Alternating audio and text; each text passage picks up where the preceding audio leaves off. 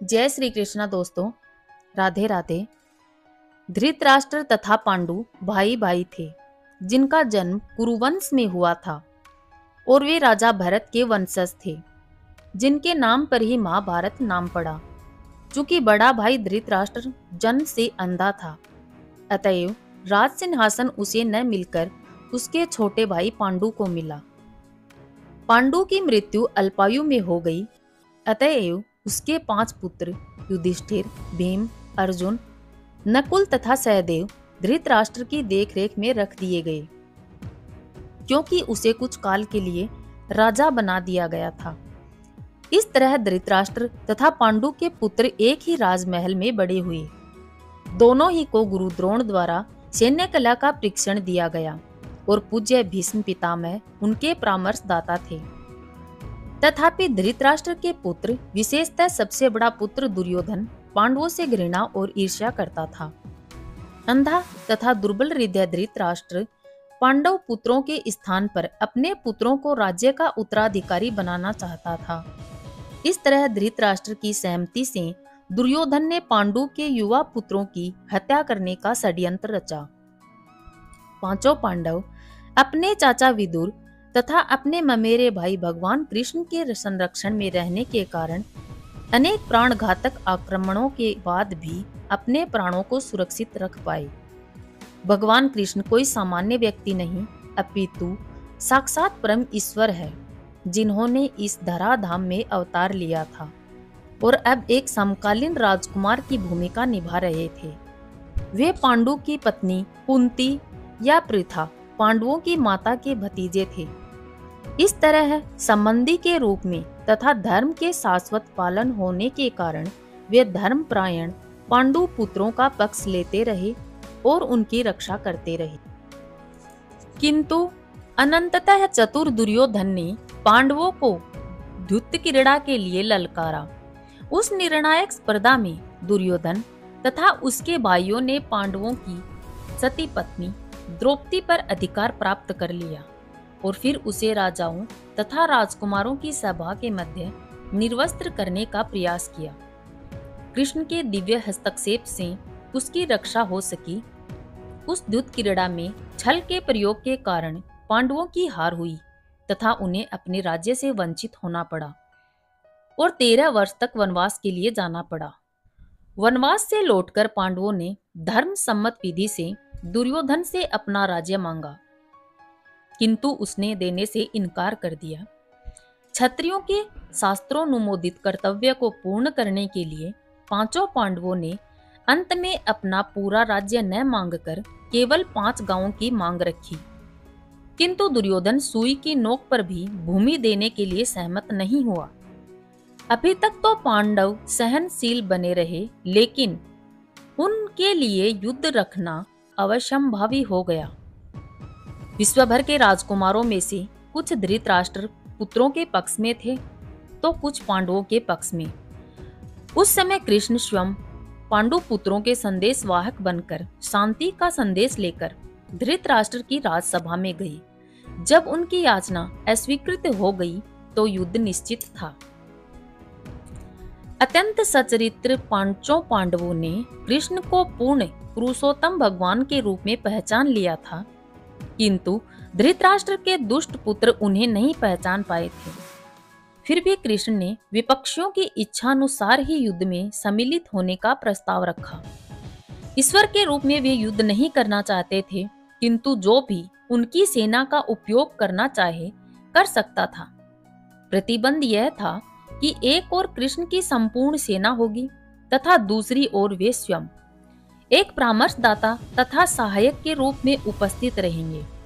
राजनीति में कुशल दुर्योधन ने आतुरता से कृष्ण की सेना झपट ली, जबकि पांडवों ने कृष्ण को उतनी ही आतुरता से ग्रहण किया।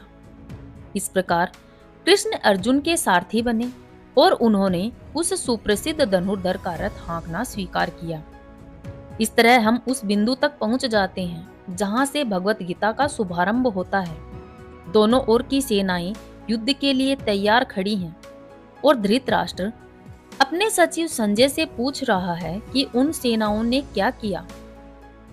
इस तरह सारी पृष्ठभूमि तैयार है आवश्यकता है केवल इस अनुवाद तथा भाष्य के विषय में संक्षिप्त टिप्पणी की। इस कलयुग में जो लोग पर्याप्त बुद्धिमान हैं, वे भगवान की उनके पार्षदों सहित संकीर्तन यज्ञ द्वारा पूजा करेंगे। धृतराष्ट्र ने कहा, हे संजय, धर्म भूमि कुरुक्षेत्र में युद्ध की इच्छा से एकत्र हुए मेरे तथा पांडु के पुत्रों ने क्या किया। जिस प्रकार मनुष्य पुराने वस्त्रों को त्याग कर नए वस्त्र धारण करता है, उसी प्रकार आत्मा पुराने तथा व्यर्थ के शरीरों को त्याग कर नवीन भौतिक शरीर धारण करता है। भगवान श्री कृष्ण कहते हैं, प्रत्येक व्यक्ति इस भौतिक शरीर रूपी रथ पर आरूढ़ है और बुद्धि इसका सारथी है। मन लगाम है तथा इंद्रियां घोड़े हैं। इस प्रकार मन तथा इंद्रियों की संगति से यह आत्मा सुख या दुख का भोगता है। संसार के सारे भौतिक कार्यकलाप प्रकृति के 3 गुणों के अधीन संपन्न होते हैं।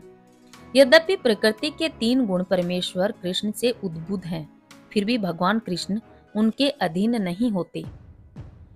कम बुद्धि वाले व्यक्ति देवताओं से अनुग्रह पाने की आशा करते हैं और ऐसी वस्तुएं प्राप्त करते हैं जो अस्थायी होती हैं और मृत्यु के समय समाप्त हो जाती हैं। वास्तव में ये सारे लाभ भगवान द्वारा ही प्रदान किए जाते हैं। योग में सिद्ध योगी अपने शरीर को त्यागने के स्थान तथा समय की व्यवस्था कर सकते हैं। अन्य मनुष्यों का इस पर कोई वश नहीं होता है। मैं समस्त आध्यात्मिक तथा भौतिक जगतों का कारण हूँ।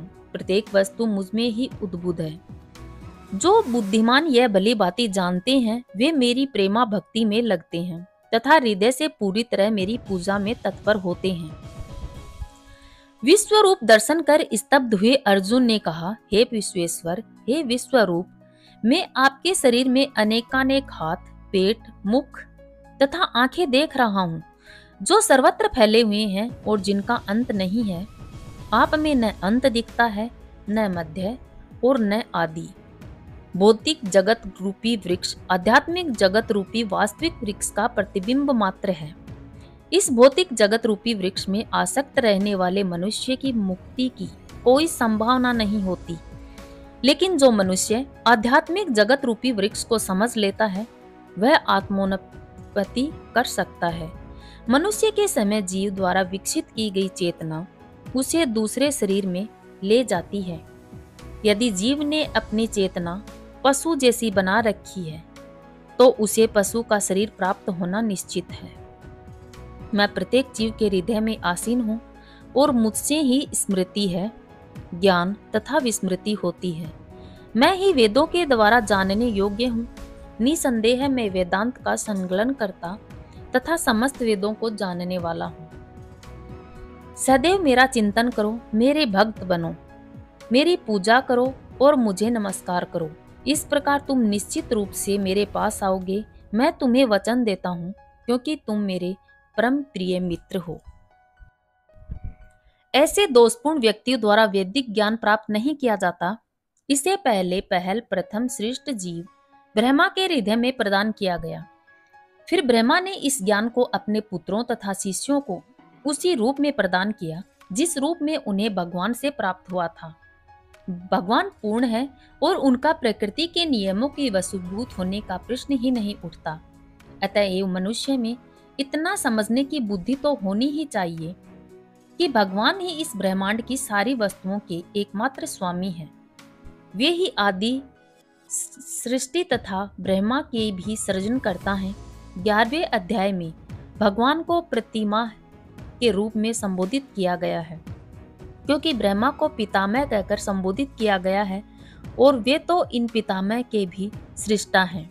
अतएव किसी को अपने आप को किसी भी वस्तु का स्वामी होने का दावा नहीं करना चाहिए।